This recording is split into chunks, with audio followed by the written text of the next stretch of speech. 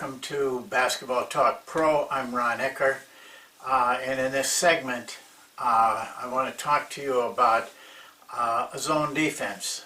We call it a Rover zone defense, and it has. I'm not a zone coach, and I guess most people would say the same thing, that they don't.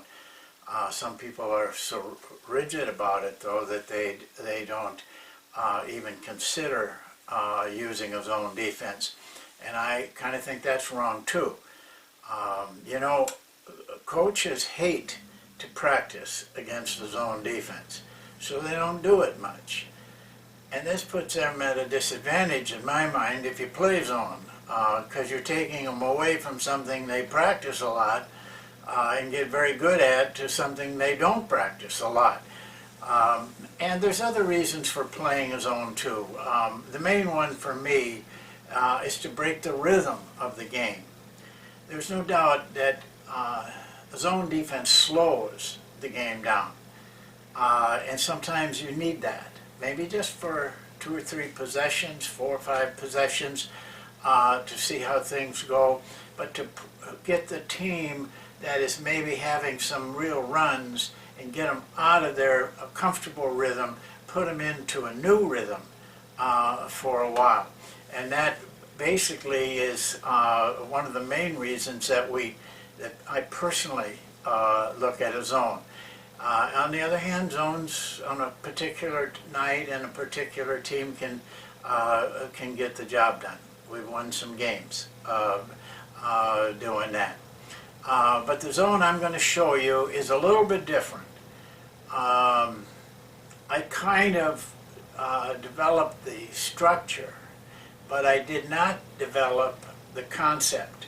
The concept is using a rover to stop the passes in the middle and stop the drives in the middle, forcing the offense to look to the outside to beat you. It's a very simple offense. We use it at Orlando, and Johnny, if you ever get a chance to talk to Johnny, I think he'll tell you it helped us a lot. Paul Westhead was on that staff, and even though he and I argued a lot about it, he took it into the WNBA and won a championship with it, and he played it the whole game all season long, and was able to win a championship with it. The movements and the things you have to do as a player and as a coach are pretty simple, and so it doesn't require a lot of practice either, and to get relatively good at it. So now I'll take you to the diagrams, and you can see all of the sets that, all of the movements that the zone has to make. I'd like to start by showing you the zone areas and the coverage for each player.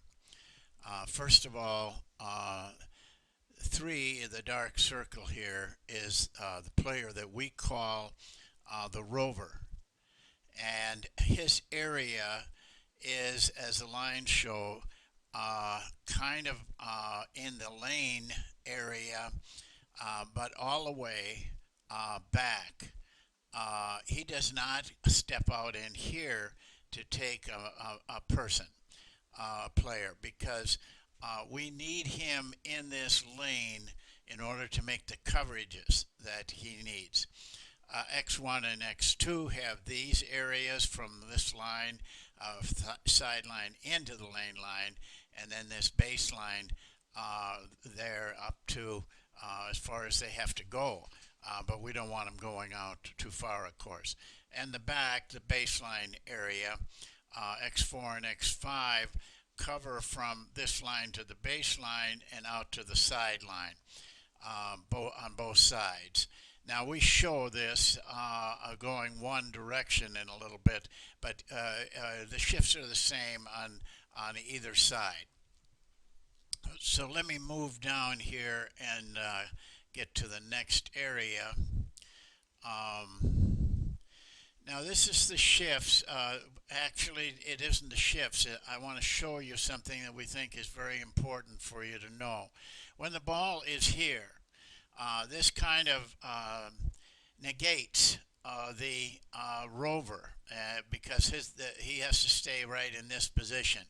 The pass from here down to here is very dangerous. We tell our deep men, anybody in your area in here, you have to overplay them when the ball's at the top. That'll stop that pass.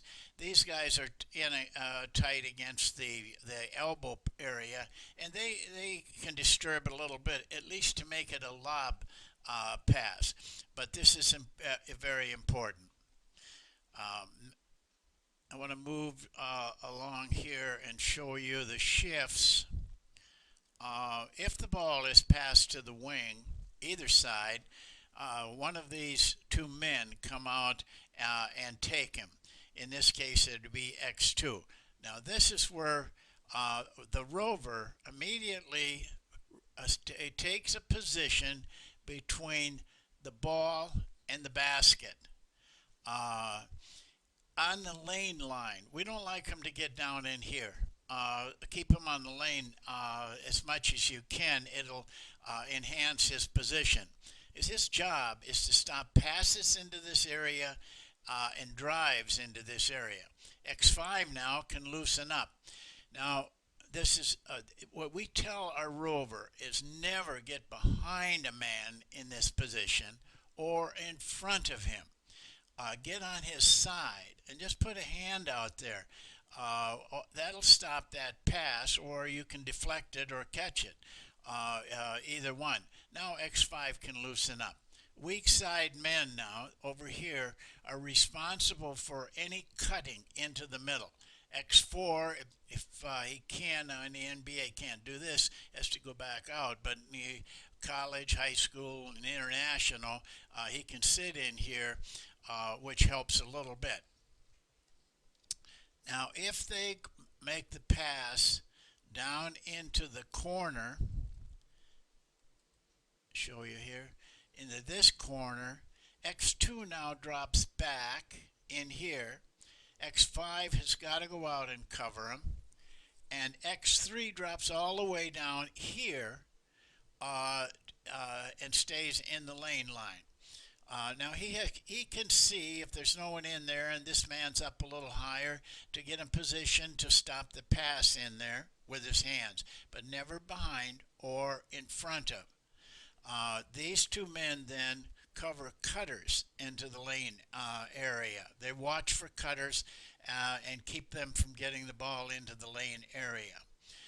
This is a little bit scary for a lot of people to put him all the way down here.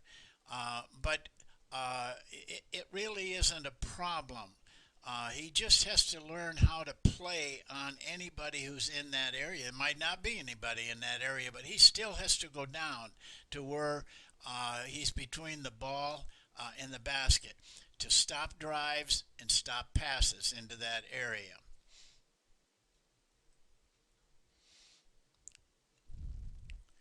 This shows how it looks after everybody has made the shift.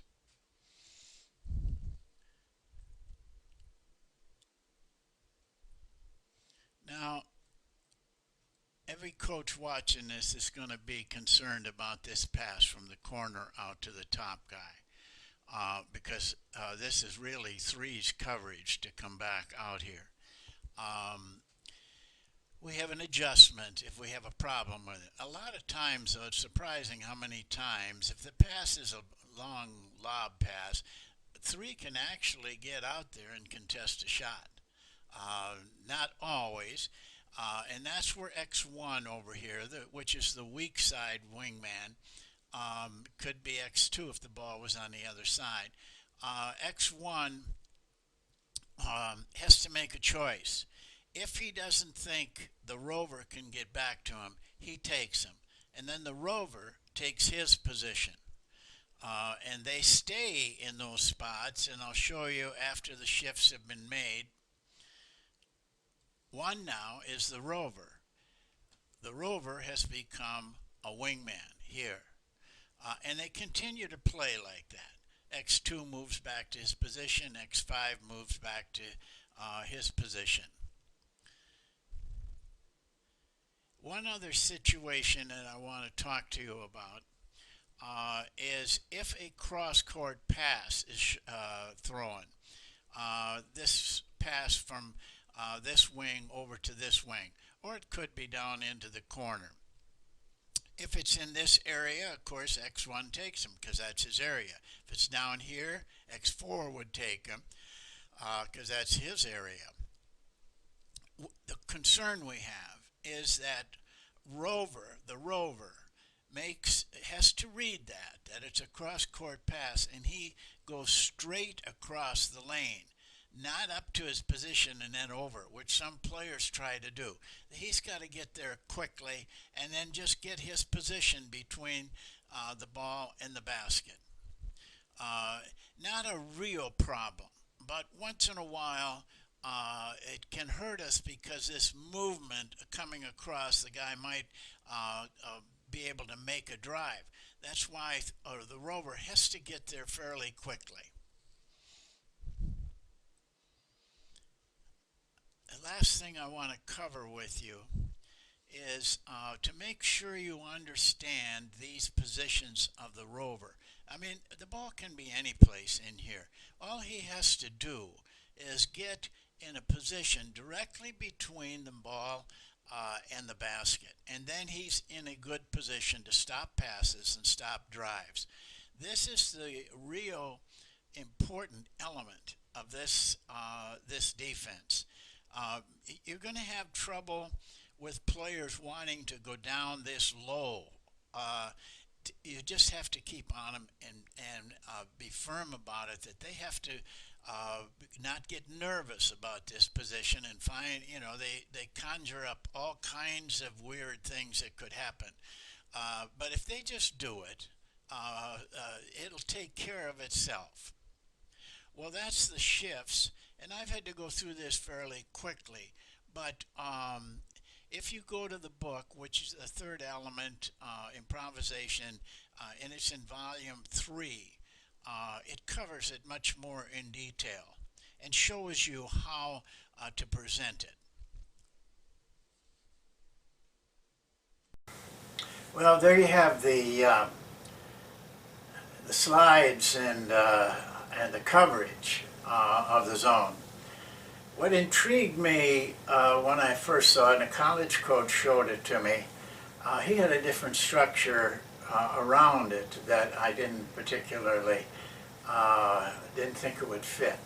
And but the concept of the Rover always being between the basket and the ball, thus putting him in a position to stop passes, and also, more important, stop drives. And if properly done, it will do those two things, which then forces the offensive team to